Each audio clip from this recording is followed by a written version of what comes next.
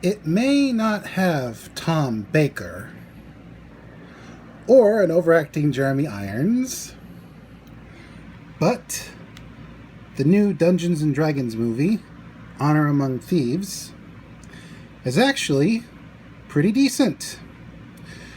Chris Pine and Michelle Rodriguez as the leader and tank slash lancer work well off each other. The characters do love each other as siblings, but they never get romantic, which is okay, because that's not their character dynamic.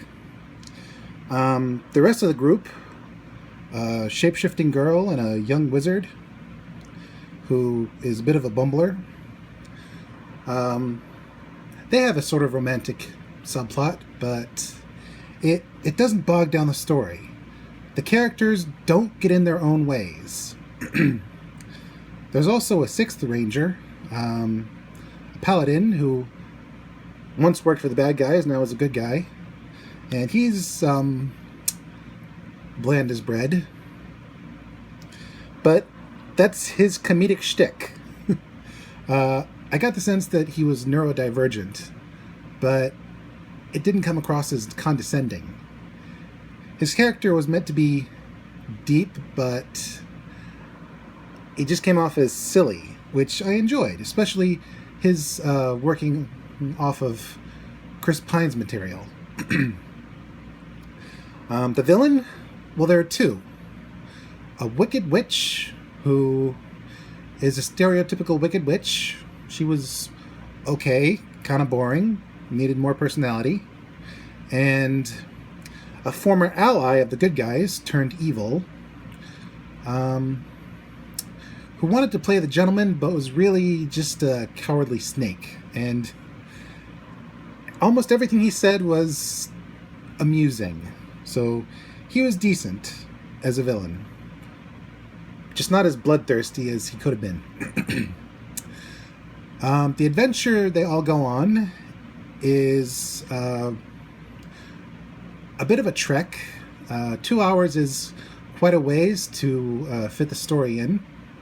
There's a lot of backstory, but it's all entertaining, so you don't mind it being 2 hours long.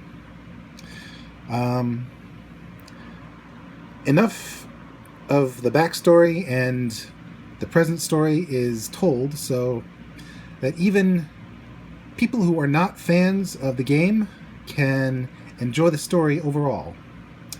I don't think any of the characters overacted the way they did in the original Dungeons and Dragons movie. And there were far fewer dragons, but there were enough.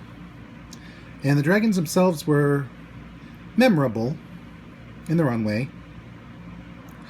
Really, it was more like one of the Ocean's movies. You had a group of misfits who were planning a heist, and how the heist went south and how they got out of it was how the story entertained. And yeah, it did entertain. The whole thing was fairly enjoyable. I'm actually not a direct follower of the game. I know very little about it, except what I hear from others. So I can't judge the Easter eggs on this story, but it was still enjoyable, and the effects, while a bit too glossy in places, were still very enjoyable. The fact that they did a lot of on-location shooting helped immensely.